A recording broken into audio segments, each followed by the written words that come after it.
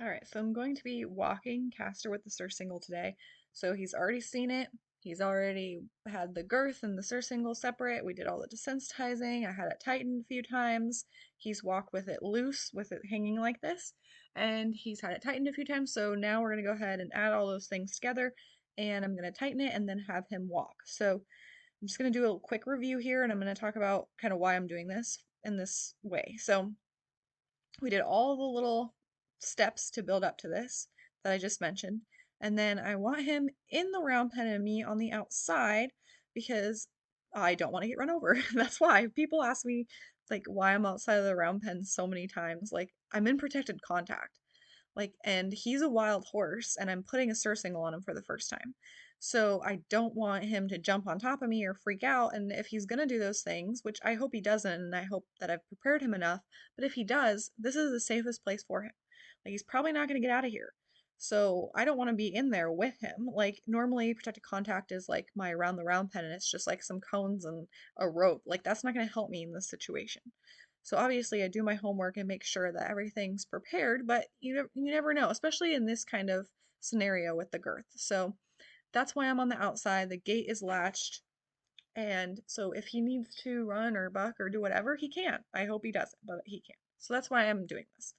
Um, if I had like a lot of domestic horses, like I think I did a couple times with my quarter horse when I was starting her when I put the surcingle on the saddle on for the first time, and that was it. Like literally two times, and then I was inside with her the whole time. So that's the difference. He's just a Mustang, so I wanted to make sure we were both safe. So then there's also that comfort for the horse. Like they don't have to be right next to you too. So that's another thing. But okay, so now that I've talked about why I'm doing it and why I'm outside, now I'm gonna go ahead and tighten this up. So I tightened it a little bit and then I let it go. And I'm just rewarding him for the little steps along the way. So once it's tight, I click and reward, and then kind of when I let go, I also like to click and reward just so he's used to that girth swinging around. And then I tighten it a little bit, and then I'm going to tighten it a little bit more just so he's got enough to where if he needs to run around, it's going to stay on. It's much worse if it gets loose and then we have a problem than if it's slightly too tight. So that's why I took all that time to break it down and desensitize because I'd start on like just a little bit tightness with the hole, click and reward, let it go, and then a little bit tighter and a little bit tighter until he's used to this. So I'm really happy about that. So he looks pretty good with this. I really probably would need to do some more desensitizing with like a horse that's not as relaxed as he is. Like he looks pretty chill here. And you might have to do like once you tighten the girth, uh count for 1 second and then click and then continue for like 10, 20 seconds, however long you need to. But Castor didn't really need that step. So Atlas definitely will though.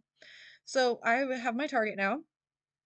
And this helps because it gives him something to focus on, not just the surcingle, and it's going to create that movement. So I don't want to chase him because that's going to get him just running around and scared. I want him following something, interested in something, and then I can reward that. So it just kind of all builds together. So he took that one step, little baby steps, and I'm going to click and reward. So it's going to be the same thing as standing still. That I still want those same behaviors. I want him to be nice and relaxed while he's standing and nice and relaxed while he just takes one step and then two steps and three steps and so on. This looks great. I love that. So I'm just clicking as he's going forward. He doesn't necessarily have to be touching the target. It's just to kind of create that movement. So, but he's kind of looking at it, kind of like, oh, what is that? But he's not super concerned about it. There, he takes a step. I'm gonna click that. That looks fantastic. So I'm gonna let him chew here, and I think we take a couple steps, and then we're gonna go the other way. So again, you might have to break that down and like separate lessons for your own horse. It just kind of depends on where they're at, how curious they are, how relaxed they are, how domesticated they are, stuff like that.